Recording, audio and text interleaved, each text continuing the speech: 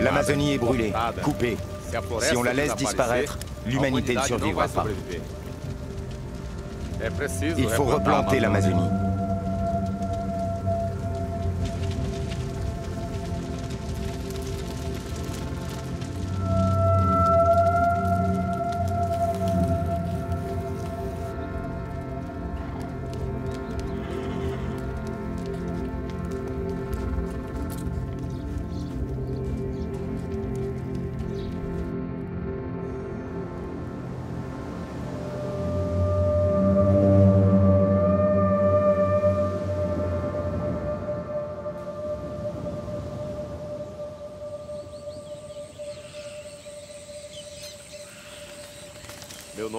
Je suis Benki Piako, porte-parole des Achaninka, peuple de la forêt.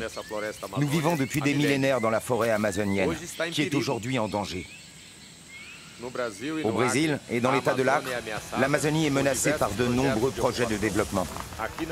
Ici, à la frontière, on va construire une route qui ouvrira le chemin pour des milliers de hors-la-loi. Ils vont détruire des milliers d'hectares de terre. On brûle, on brûle, on brûle, on brûle. On tue toute cette biodiversité et ces graines qui sont sous terre. On est en train de tout tuer. Il faut que le monde sache ce qui se passe ici. Il faut que les médias viennent voir ce front de déboisement. Les gens qui coupent la forêt n'aiment pas se faire filmer.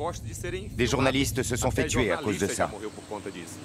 Attends, faut attendre 2 secondes parce qu'il y a un quad qui passe.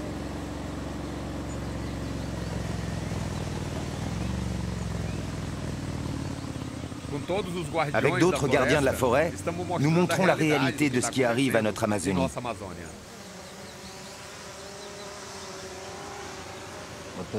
C'est le chauffeur de Azabranca, là. C'est une grande entreprise de construction. Ce qu'on voit ici, c'est l'ouverture de la route qui va relier le Brésil et le Pérou. Cette route facilitera l'un des plus grands trafics, aussi bien du bois que de la drogue. À l'avenir, la région pourrait devenir violente.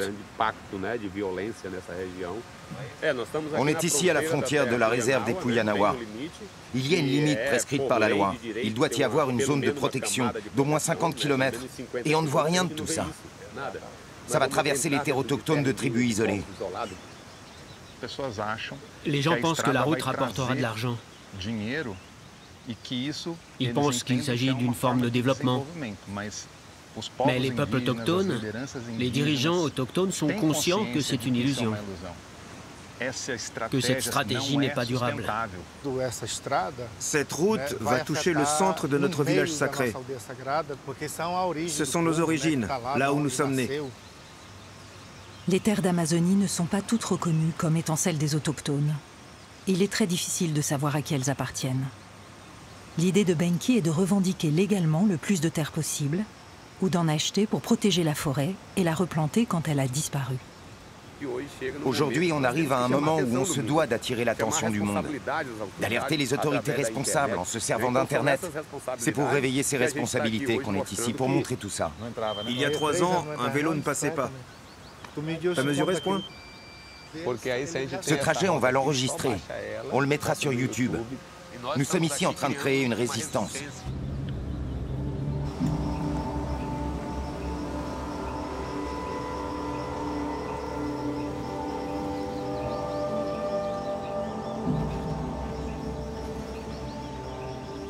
On est à 1 kilomètre de nos sources, de notre terre indigène. Ils ont enterré la source, c'est fini. Cette source a été détruite, il n'y en a plus. Si ce processus n'est pas arrêté, on pourra atteindre le Pérou si ça continue comme ça? Jusqu'à l'océan Pacifique. Dans tout ce qui a été fait jusqu'à maintenant, il n'y a eu aucune consultation de nos communautés. S'il y en a qui ont des droits ici, ce sont les peuples autochtones, ce sont les gens qui vivent ici. Pourquoi ne pas acheter ces terres et les remettre aux autochtones une fois pour toutes?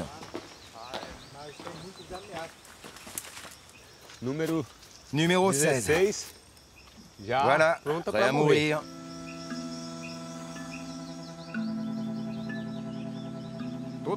Tous ces arbres marqués vont mourir. Cette route va passer par là, jusqu'à l'océan Pacifique, et prendre nos vies. Si la route est construite, Benki redoute un vaste déboisement tout autour pour cultiver et pour élever du bétail.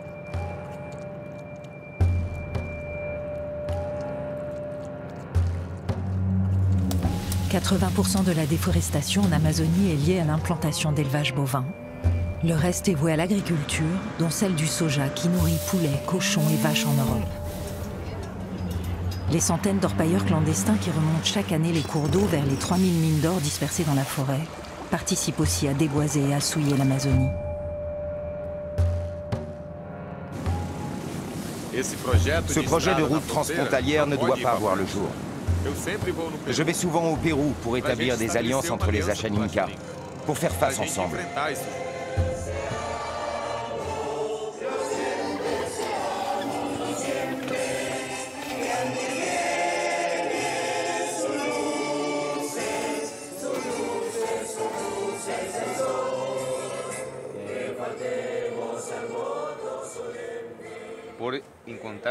Aujourd'hui, je viens te rencontrer en ta qualité de maire, nouvellement élu. Quand tu vois les projets de route, comment tu vois l'avenir? Eh bien déjà, l'autoroute est un processus qui a été traité illégalement. Beaucoup de nos dirigeants indigènes votent pour le candidat qui leur donne plus d'argent ou qui leur offre plus de choses. Il y a des intérêts personnels qui passent avant les intérêts collectifs des peuples autochtones. J'ai un grand défi à relever. Tu as mon soutien, si tu luttes pour le respect de la défense des peuples autochtones. Je vais avoir besoin de beaucoup de soutien. Notre engagement est d'éduquer la population pour qu'elle puisse se faire respecter.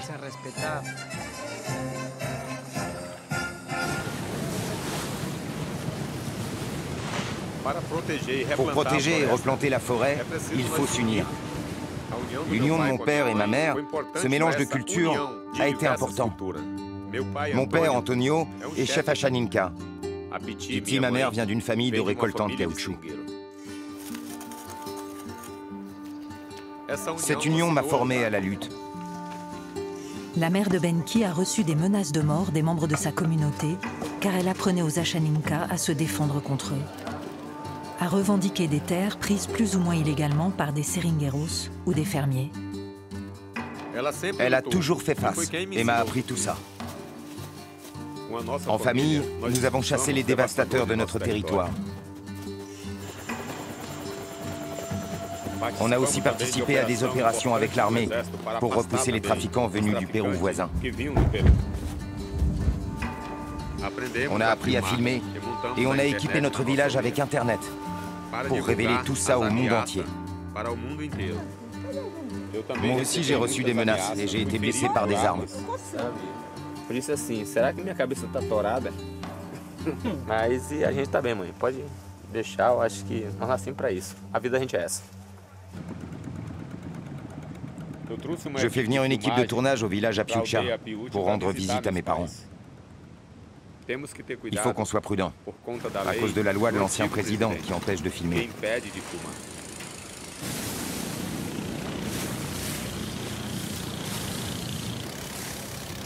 La loi de Bolsonaro.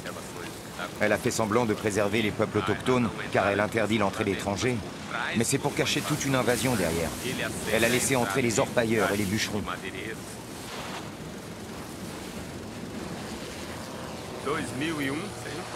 En 2001, il y avait aussi des trafiquants de drogue.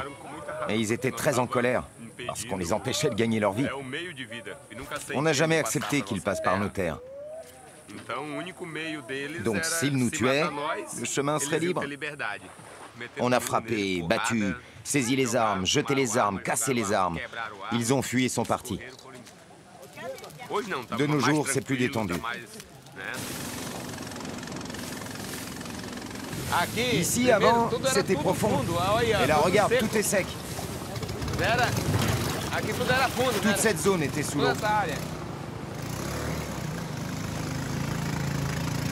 À cause de la déforestation, il pleut moins. Il y a moins d'eau. Les pirogues avancent mal. Certains villages sont inaccessibles. Au village de Benki, l'équipe de tournage décide de ressortir ses caméras.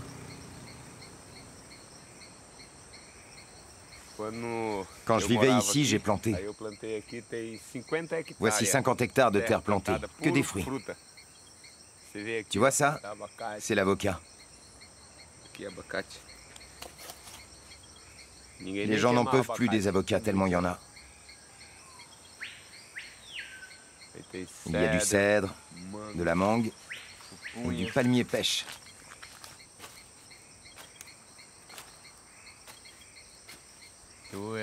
J'étais un singe. J'ai essayé d'imiter les animaux en grimpant à un arbre comme ça. Je voulais sauter comme les singes sautent sur les arbres. Ça a été très important pour moi, pour entretenir mon physique et mon mental.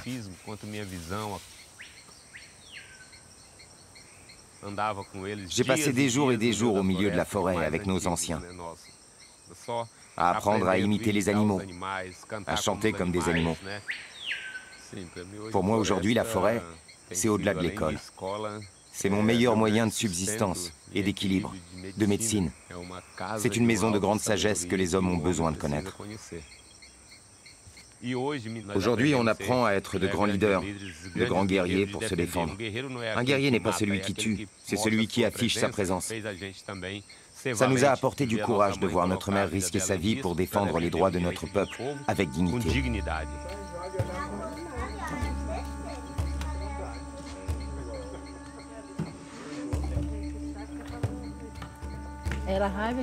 Les Blancs étaient en colère contre moi. Ils m'ont conseillé de partir d'ici, de ne pas rester parmi les Indiens. Mais je me suis battue. Et aujourd'hui, je suis toujours là. Puis quand mes fils ont grandi, maman, je vais t'aider maintenant. Car j'ai aussi du sang indien. Je suis indien et je vais t'aider. Et ils ont commencé à me protéger. Mais j'ai toujours peur. J'ai très peur qu'il leur arrive quelque chose. Je reste ici la nuit. Et je ne dors même pas. Le message que j'envoie, c'est que j'ai déjà atteint la fin de ma vie, n'est-ce pas? Mais mes enfants sont si jeunes. Ils n'abandonneront pas ce combat de protéger leur peuple et la forêt. C'est pourquoi je demande de les aider, de contribuer à protéger la forêt, afin qu'on puisse mieux vivre plus paisiblement.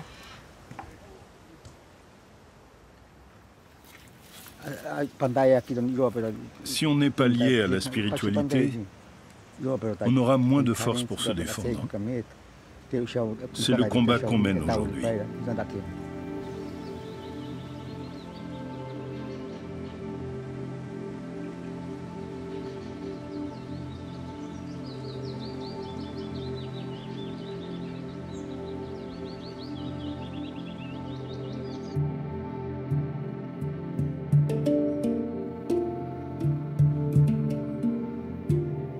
Après avoir quitté le territoire autochtone pour aller chez Benki, l'équipe croise des militaires.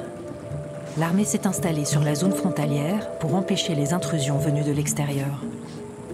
Benki doit leur signaler quand les Ashaninka ou leurs terres sont victimes d'agressions.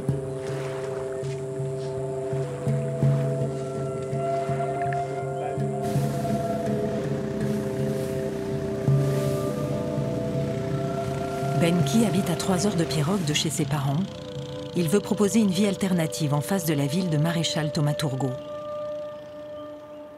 Il a racheté à des fermiers des pâturages qu'il a reboisés juste en face du bourg.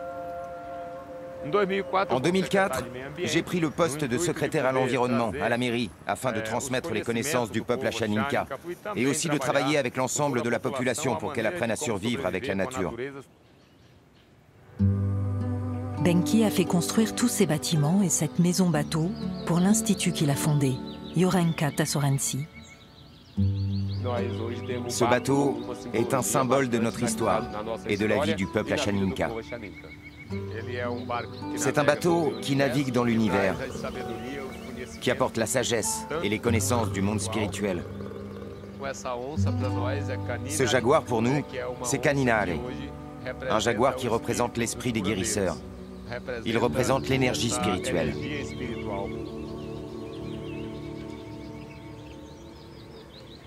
Ma spiritualité est liée à l'histoire de mon grand-père, Samuel Piyako. Mon grand-père était un grand chaman. Il disait tout ce qui allait se passer dans le village, à tout moment, à chaque saison et chaque jour. Il a été un exemple de vie.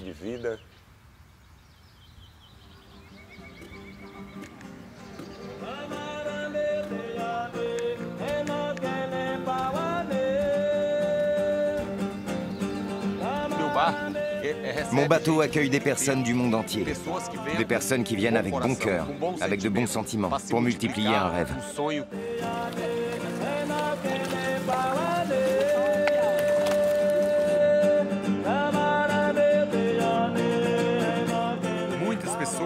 Beaucoup de gens sont à la recherche de spiritualité dans leur vie. Des entrepreneurs, des artistes, des partenaires qui aident l'Institut Jõerenkätä Sorensi à acheter des terres pour récupérer la biodiversité qui est en train d'être détruite.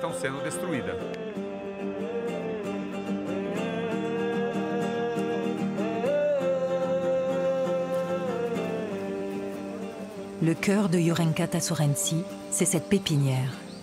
Benki y élève les espèces qui vont soigner les terres saccagées.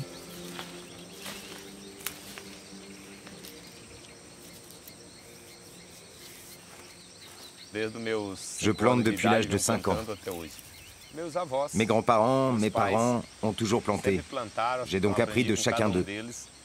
Si on ne plante pas la forêt aujourd'hui, on ne donnera pas l'exemple.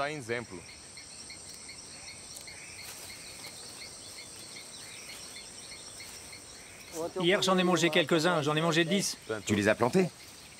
Non. Faut planter ici. Il reste beaucoup d'espace à planter.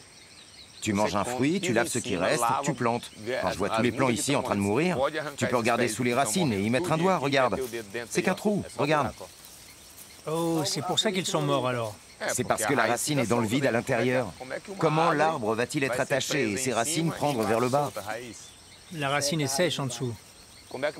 Tu alimentes quelqu'un et tu lui coules le cul. Comment va-t-il faire? Il va pas pouvoir chier. Ça devient difficile. Hein? On n'aura plus rien.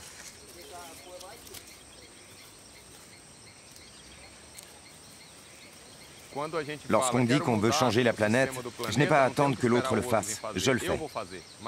Et c'est très difficile, car même si on plante 100 hectares, on voit 1000 autres hectares abattus sous nos yeux. Les étés passés, il pleuvait toujours. Il y avait 2 ou 3 pluies par mois.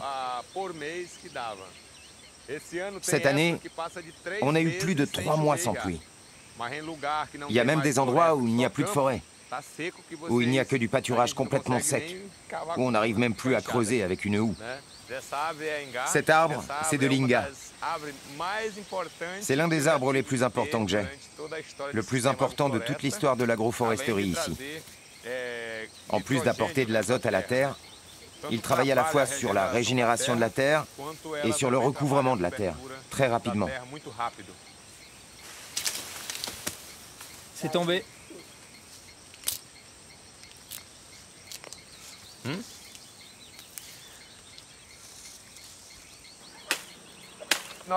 Nous, les peuples autochtones, on n'a pas besoin d'argent. S'il n'y avait personne pour envahir notre terre, on n'aurait jamais besoin d'argent. Si j'ai du poisson, de la forêt, mes fruits, je ne dépendrai en rien de l'argent du monde. Et je peux créer de l'argent avec ce que j'ai. Notre communauté d'Apiucha a vendu environ 50 tonnes de fruits par an aux écoles, pour 200 élèves. Je vis bien mieux que tous ces dirigeants, que ces agriculteurs. Bien mieux qu'eux.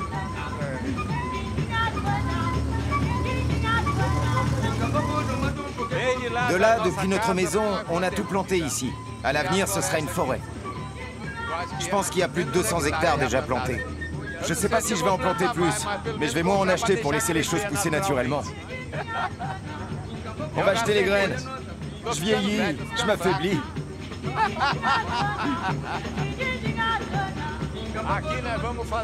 Ici, on va construire un étang pour élever des poissons.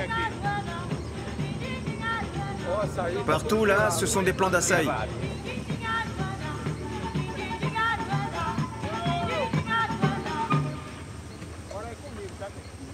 Maintenant, c'est à nous. Notre mission est de replanter la forêt, de recréer de la biodiversité autour de nous, sur notre planète. Je pense que toute cette zone deviendra une vaste forêt. Cette chose derrière vous que vous piétinez, c'est un arbre. Un acajou. C'est l'un des plus grands arbres que l'on a. Et l'un des plus convoités au monde.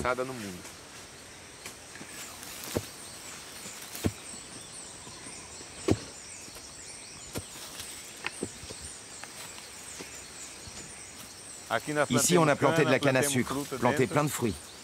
Du manioc là-bas, des bananes. Nous avons de l'inga, de l'acajou et du cèdre, du kupuaku, du corossol et de l'ipé. Chaque arbre aide l'autre. Une partie du projet de Benki consiste à copier la forêt. Toute cette zone, c'était du pâturage depuis plus de 70 ans. Aujourd'hui, c'est reboisé. Les communautés mangent mon poisson, elles mangent mes fruits.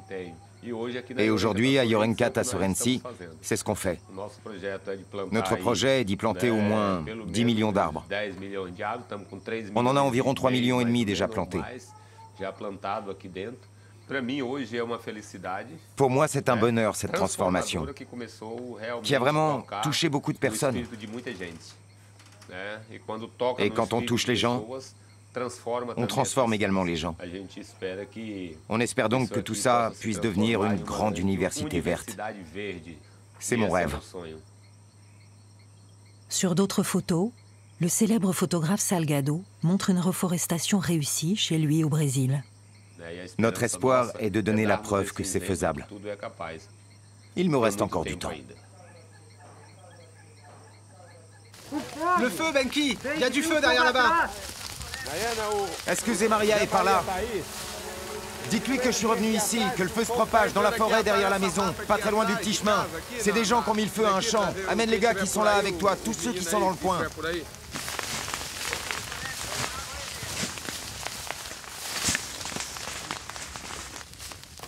Tape là pour l'éteindre. Oui, allez, vas-y.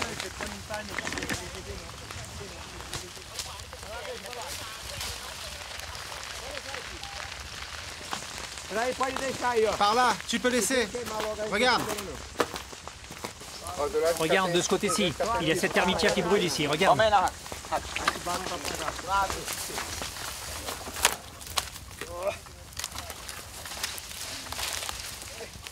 Je sais pas d'où vient ce feu parce que j'ai convenu avec Benki que lorsque j'allais brûler, on le tenait au courant.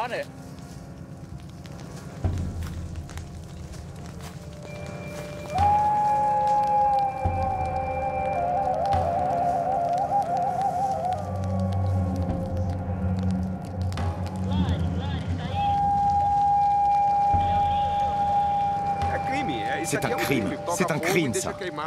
Ils mettent le feu et laissent brûler, comme s'ils mettaient le feu à notre maison, en laissant la maison brûler sans problème. Mais c'est comme un grand... C'est un coup de pute. C'est ma terre. C'est ici, elle passe ici. On allait encore planter de là-bas jusqu'ici, regarde. Ma maison est même pas à 300 mètres d'ici. Alors pourquoi ce type n'a pas pensé à venir me prévenir? Tout ce qu'ils font est très dangereux pour mon travail, le système agroforestier, car ils mettent le feu. Si ce feu arrive, si ce feu rentre là-bas, je ne peux rien faire, parce que je suis là, j'ai chaud. Si je me fais griller, il restera qu'à creuser un trou pour m'enterrer. Après 2 incendies, environ 20 hectares ont déjà été dévastés, avec plus de 10 000 plants. Et là, 4 hectares qu'on a perdus maintenant. Et il faudra environ 10 ans pour que ça repousse pareil. Mais je vais résoudre le problème. S'il existe une justice, je vais résoudre le problème. On y va ?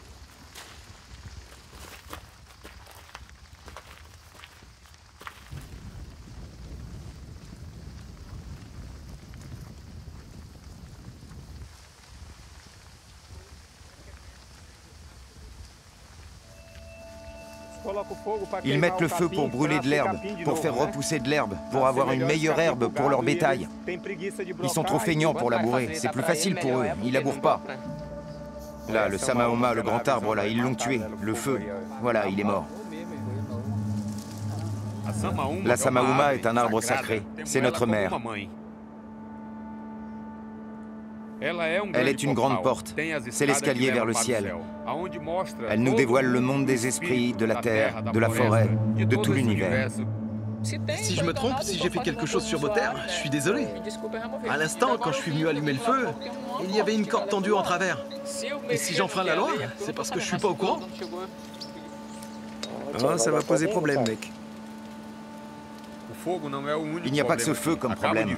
Je viens de m'apercevoir qu'une parcelle voisine a été déboisée. Le gars, il a tout déboisé parce qu'il savait que j'allais acheter cette terre là-bas derrière. Il y est allé, il a déboisé, il a tout coupé justement pour qu'on ne puisse pas négocier cette terre. T'as compris? Juste pour poser des problèmes. Tout ça, c'est de la belle forêt, pas une forêt pourrie. C'était bien, tout le monde a aidé. A aidé à éteindre le feu. Mon père a aidé à éteindre le feu aussi. Ouais, éteindre le feu. Il y avait au moins 300 seaux, c'était beaucoup. C'était bien parce que tout le monde a aidé. Là-bas, dans le village de mon père, ils ont toujours essayé de brûler notre maison, mais on les a jamais laissés. Brûler? On a déjà vécu beaucoup de choses fortes. On a besoin de prendre soin de la forêt. Parce que la ville brûle tous les endroits pour faire plus de maisons et pour tuer les animaux et tuer les plantes. Mon père m'a appris à planter dans son village. On a un tas de plantes.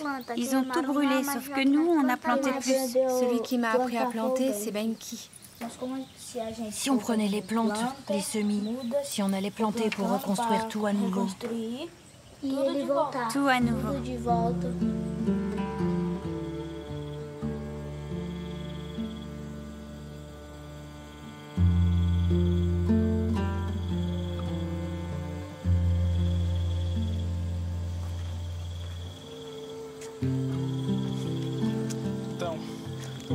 Tu vas creuser. Comme ça.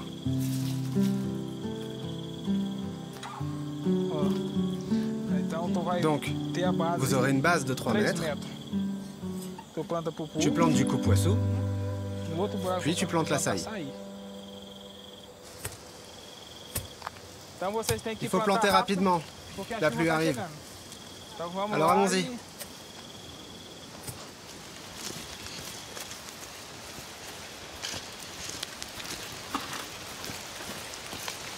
On perce à notre trou. C'est de la saillie.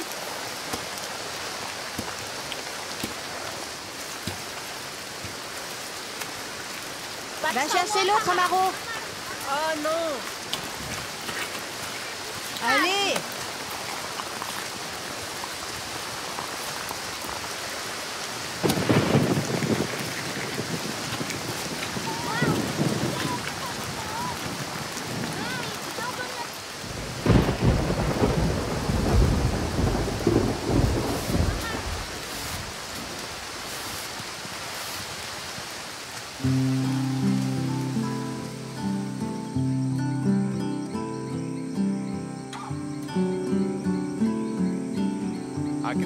Ici, on a planté 110 espèces de plantes, de celles qu'on utilise le plus.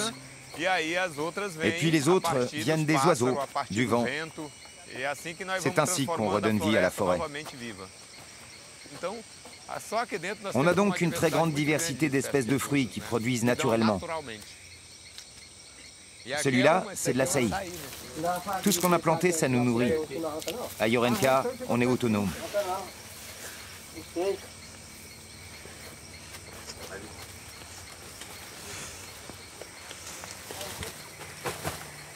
Ah, il y a un trou là-dedans. Ah, c'est troué?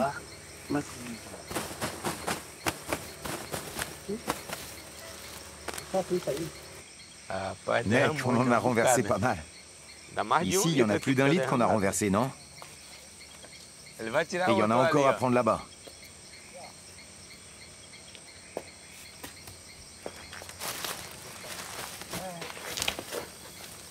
Il y en a beaucoup. Regarde ce qu'on a ramassé, un demi-sac. Le sac est grand. On aura environ 5 litres.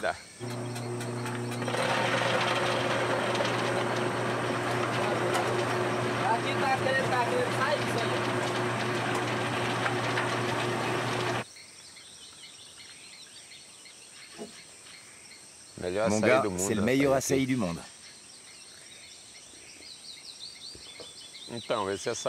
Cet açaï, c'est un médicament. Quand tu bois un verre d'açaï comme ça, c'est comme si tu avais mangé une assiette pleine de viande. Les gens qui souffrent de maladies du sang, quand il est trop liquide, il faut boire beaucoup d'açaï pour aller mieux. Il épaissit le sang. On est en train de planter 200 000 açaïs. Des tas de gens, comme Yash, ont envie de nous rejoindre. Parce qu'ils ont envie d'apprendre et de prendre soin de la forêt avec nous. On fait preuve de liberté vivant dans la forêt. Parce que la forêt est gratuite. Je vois les égouts, beaucoup d'égouts, beaucoup de bâtiments. Les gens habitent dans des petites boîtes en béton. Un jour, ils se rendront compte que c'est pas une vie, c'est de l'esclavage. L'école enseigne uniquement qu'il faut savoir lire et écrire. Tu dois travailler. Mais on vit pas, on fait que travailler. On ne travaille pas ici. Ici, on prend soin. La ville suscite beaucoup de peur. Car si une personne ne travaille pas, elle a peur de ne pas manger. Quittez la ville. Venez dans la forêt. Nos enfants, avec ce bout de terre, ils sont capables de jouer. On peut faire un petit oiseau. Voici un petit oiseau, la liberté.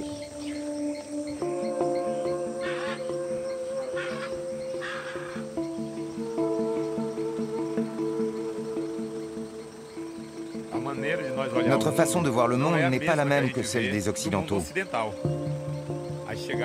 Comment ils arrivent, exploitent la forêt en détruisant les rivières, leur élevage de bétail qui ravage la terre. La multiplication des milliers de petites fermes déchiquette l'Amazonie, bien plus que les quelques méga-fermes. Jusque-là derrière, il n'y a que des pâturages. Il fait donc plus chaud là-bas et plus frais ici? Grâce à la forêt. Je veux montrer à ceux qui m'entourent la bonne façon d'élever du bétail. Tommaso est un ex-producteur de cinéma qui est ici avec nous pour apprendre. Alors à partir de là, ma terre commence. Non, c'est à partir de là, c'est en cours de discussion. Il y avait comme une empreinte très large. Quelque chose avec 4... Oui, c'est le tapir, le tapir. Combien de tapirs il y a? Il y en a plus d'un? Ici, il n'y en a qu'un, ils ont tué l'autre. Ils l'ont tué pour le manger ou... Ils l'ont tué pour le manger. Et ils étaient aussi en colère contre moi. Dans notre village, sur nos terres, à la frontière avec le Pérou, des personnes ont tué plus de 200 tapirs en un an pour les vendre en ville. C'est pourquoi on s'est battu avec eux, car toutes ces invasions anéantissent tout ce que nous avons. Les Blancs n'y vont que pour tuer. On dirait qu'ils tuent tout ce qu'ils créent. Ici, il s'agit d'une nouvelle partie de nos terres, achetée par l'Institut Jurenka Tassorensi. On s'efforce de reboiser l'ensemble de cette zone. J'ai compris qu'il existe des bovins indigènes? On est en train de les élever ici. Ils restent tous dans la forêt. On n'a pas à abattre la forêt pour élever du bétail. C'est le modèle de Benki? C'est un modèle différent. Regarde mon bétail, il est là. Il reste à l'ombre. Il mange. C'est la viande indigène. Elle est différente? C'est très différent. C'est pas notre truc de manger du bétail vacciné. Ce bétail ici, c'est du bétail sauvage. C'est pas obligé de transformer la forêt en désert. Et le bœuf sera également plus heureux. La viande sera meilleure. Il sera bien plus heureux. Car c'est du bétail qui se trouvera dans une forêt qui ne sera pas à 100% sous le soleil et où il n'y aura pas que des champs. Ce sera un système adapté à son monde. Beaucoup de gens veulent du bétail. Oh, je veux du bétail. Mais ils ne veulent pas travailler, ne veulent pas s'organiser. Alors boum, le feu, ça nettoie tout. La pire des solutions. C'est un crime ce qu'ils font, n'est-ce pas? Ils donnent plus de valeur à un pâturage qu'à la forêt. Donc aujourd'hui, par exemple, si vous achetez une zone boisée et une zone de pâturage, celle avec des hectares de pâturage vaudra 1 million et l'autre là vaudra 200 000. On voit que ceux qui gagnent sont les grands agriculteurs qui possèdent les plus grandes terres. Et aujourd'hui, qui sont les élus en politique? Les grands fermiers. Les grands fermiers sont les seuls à gagner. C'est pourquoi il est très difficile pour les autochtones de se faire élire. C'est difficile parce que les gens s'adressent souvent à ceux qui ont de l'argent. Parce qu'ils pensent que l'autochtone veut seulement protéger la forêt. Nous avons un système qui n'a pas d'égal dans le reste du monde. Aujourd'hui, par exemple, si j'enlève 500 arbres, j'en plante 1 million. Si tout le monde faisait ça, le monde entier aurait des arbres, mais personne ne le fait. Ici, dans l'état de l'Acre, il était interdit de couper des arbres. Et alors? Où est la loi? Il n'y a pas de loi. On crée des lois pour ceux qui ont de l'argent, mais pour ceux qui n'en ont pas, qui se défendent, qui meurent en défendant la terre, qui aujourd'hui donnent leur vie pour défendre la terre, qu'ils meurent. Qui est le voleur? Qui tue des gens? Je ne peux pas en parler. Aujourd'hui encore, je suis capable de me faire tuer à tout moment. De nos jours, on a des gens qui veulent extraire de l'or dans les sources, qui attaquent notre source, tout. La Petrobras, qui veut puiser du pétrole dans les sources d'eau. Les narcotrafiquants, la cocaïne, tout ça. Comment allons-nous être heureux? Savoir ce qu'on mange, ce qu'on boit, d'où ça vient, où ça va, et comment, d'où ça provient, comment c'est récolté, ce qui est exploité, tout cela doit être au centre de l'opinion des gens. Je transmets à la jeunesse cette responsabilité. Parce que c'est plus moi aujourd'hui, c'est plus moi aujourd'hui. Mon fils va mourir demain. Ça me touche au plus profond de moi.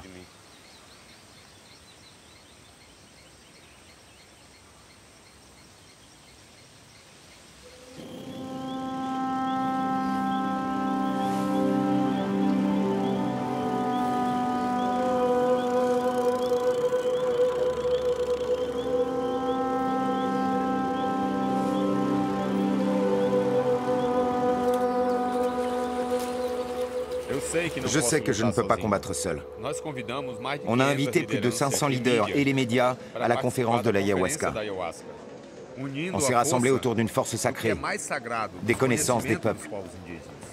Le pouvoir de ces plantes représente notre culture et le combat pour défendre la forêt. Nous avons 31 peuples autochtones des pays suivants: Équateur, Mexique, Canada, Pérou et Colombie. Puyanawa, Crin du Canada, Parcumbeda du Pérou. On est ici, Parcumbeda du Pérou, d'Amazonie et Colombie. Ashaninka. Alors tout le monde, pour l'introduction, bonjour à tous. Le thème ici est l'ayahuasca et la médecine. On échangera également sur certaines difficultés territoriales. Notre combat consiste à défendre nos territoires, car ils sont notre nourriture, mais aussi notre médecine. On est toujours menacé aujourd'hui. Aujourd'hui, toute cette frontière ici est le chemin du trafic de drogue.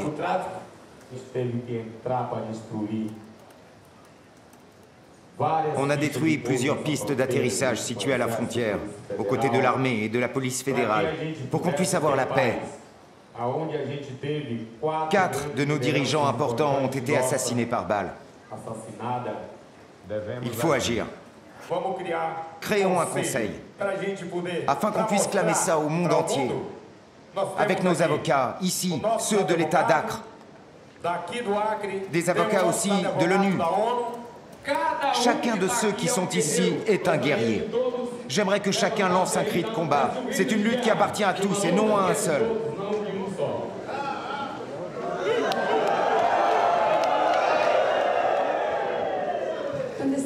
Nous devons protéger non seulement les plantes, mais aussi les animaux. Beaucoup d'entre vous, y compris moi, nous avons de belles plumes que nous portons, qui sont un symbole de notre résistance culturelle, de notre résistance territoriale. Mais que se passe-t-il si quelque chose que nous avons traditionnellement chassé et utilisé est maintenant chassé pour être vendu ? Au Pérou, la population du jaguar est en déclin. Il est maintenant chassé pour vendre ses dents et sa peau aux touristes qui viennent prendre de l'ayahuasca. Nous apprenons à marcher dans la forêt en regardant, en écoutant. Et c'est ainsi que nous, le peuple brésilien, apprenons. 100 ans en arrière, notre forêt était merveilleuse. Aujourd'hui, c'est très mauvais. Tant de personnes sont mortes cette année en protégeant la forêt. Ils ont tué nos amis. Paulinho Guajajara, Ana Maranhão, Parenchari, Uauau, mais aussi Bruno et Dom. Ils ont tué mon ami Edom Phillips parce qu'il nous apprenait à protéger notre terre. Bruno nous a appris à utiliser des drones. Nous avons aujourd'hui 40 des nôtres qui patrouillent notre forêt. Ils ne s'arrêteront pas. Nous ne reculerons pas. Combattez et vivez. Ne vendez pas. Ne louez pas. Après 5 jours de débat, Evanessia, la médiatrice, relaie une information de dernière minute auprès des peuples autochtones et des médias. Il y a peu, on nous a annoncé une très bonne et très importante nouvelle qui m'a rempli de joie. De nouvelles personnes sont prêtes à nous aider, les peuples autochtones, à acheter des terres. Beaucoup de peuples, de nombreux peuples, y compris le mien, mon peuple. On a encore beaucoup de lieux sacrés à l'extérieur de nos terres démarquées. Et on va avoir l'opportunité d'acheter ces zones. C'est très important ça, parce que quand on voit ce qu'arrive à faire Benki ici,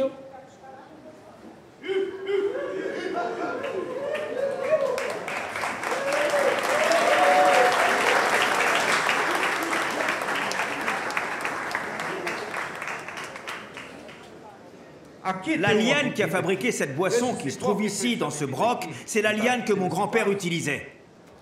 C'est pas seulement une plante, c'est un monde. C'est un esprit comme nous. Notre forêt est pleine d'esprits que nos yeux ne peuvent pas voir. On ne peut pas vivre sans cette forêt. On ne peut pas vivre sans ce médicament. Voici notre vie. Vive la forêt! Longue vie! Vive la forêt!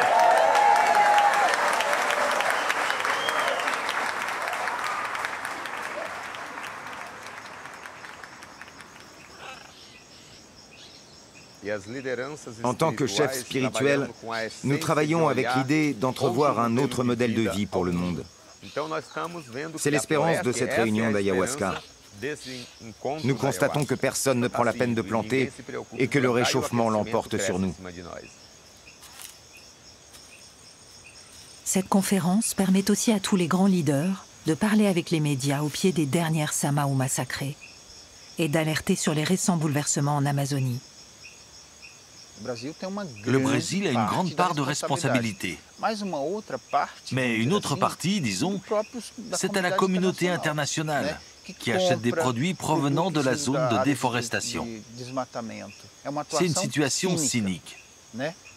Devant les caméras, où on voit des gens faire les inquiets. Le Canada, vous vous inquiétez, mais Belosson, c'est une entreprise de chez vous qui aimerait dégager les autochtones Munduruku, par exemple. Ou la Norvège, votre compagnie pétrolière qui ne veut plus entendre parler des proches de la Mayuruna du côté péruvien près de mes terres. Et pourtant, ironiquement, la Norvège est le principal financier du fonds Amazon pour la protection de l'Amazonie au Brésil. C'est incohérent et très cynique, voyez-vous? Quand on parle aux anciens, ils disent que les poissons ne montent plus les rivières pour se reproduire comme avant. Les arbres ne portent plus de fruits comme avant. on ressent les impacts des feux, comme la fumée très forte qu'on n'avait jamais ressentie auparavant. Le message que je laisse aux Européens, aux consommateurs, ils doivent chercher à connaître l'origine des produits. Il faut connaître à coup sûr ce que vous êtes en train de financer. La déforestation ou ou la préservation des forêts? Je m'appelle Doetiro. Vous devez assumer auprès de vos enfants que vous êtes en train de détruire la forêt, ainsi que les peuples autochtones. C'est la fin du monde. Je vais mourir un jour. Vous allez mourir également. Mes enfants resteront ici. La forêt a elle-même une vie et elle mérite notre respect. Respectez notre Amazonie, notre forêt. Respectez la vie.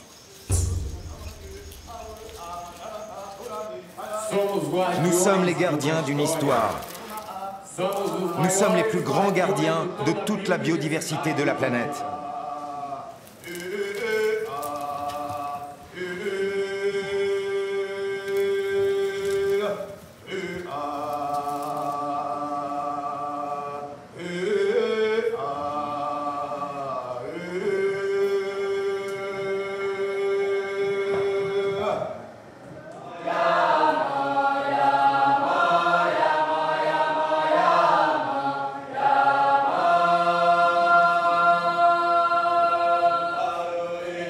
Quand les débats s'arrêtent, c'est l'heure de boire l'ayahuasca, de partager un moment spirituel.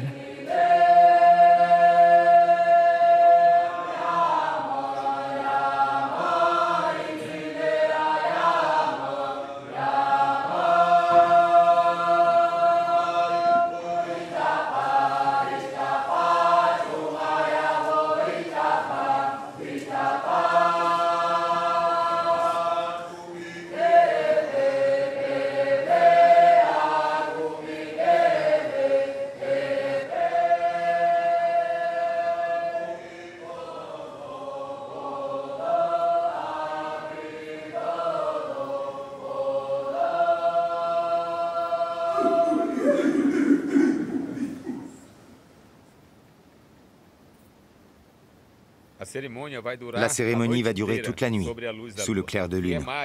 Je vous demande d'arrêter les caméras. C'est sacré pour nous. Ici vont s'ouvrir les portes vers le monde des esprits, guides de tout l'univers.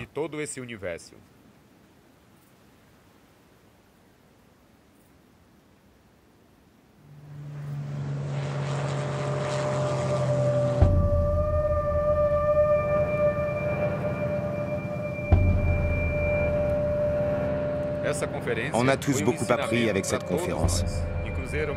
À Cruzeiro, j'ai des réunions avec l'équipe de l'Institut Yurenka Tassorensi pour décider des projets d'achat de terres et de reboisement. Mais c'est ce que j'ai dit. Je veux savoir combien d'hectares il est prêt à vendre. Je vais en Europe pour exposer les problèmes de l'Amazonie. D'abord à l'UNESCO, où je me rends pour la deuxième fois.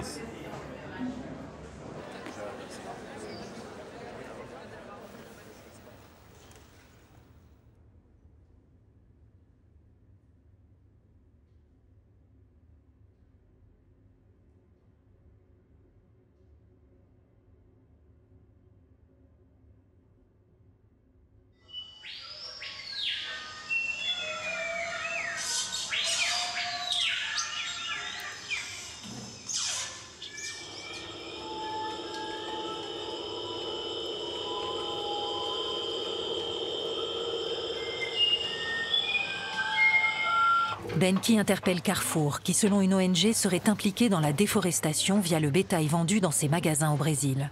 Les gens pensent que couper la forêt et élever du bétail, c'est du développement. À Monaco, Benki demande au prince Albert de les aider à récupérer leurs terres. À Bruxelles, c'est à la Commission européenne qu'il doit expliquer que les achats de l'Europe ont un impact sur la déforestation et que les Achaninka ne restent pas les bras croisés. Mon fils est en train de planter plus de 10 000 arbres en France, là, maintenant, pour montrer comment nous faisons.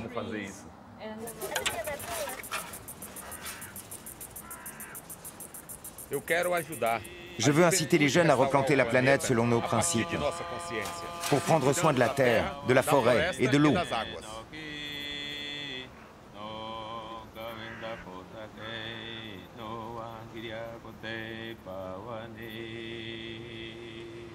Benki dit souvent « Toutes les forêts sont malades, les vôtres, les nôtres ». La forêt, c'est l'avenir.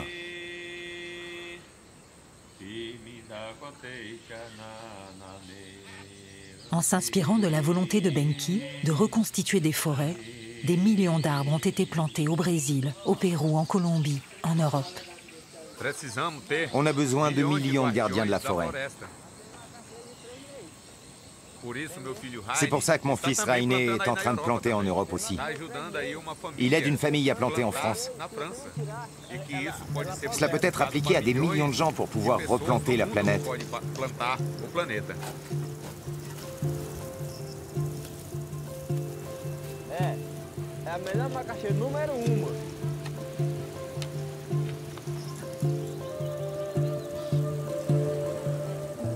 Voilà, on doit former cette grande alliance pour faire exister un projet capable de donner l'exemple et de le multiplier sur notre planète.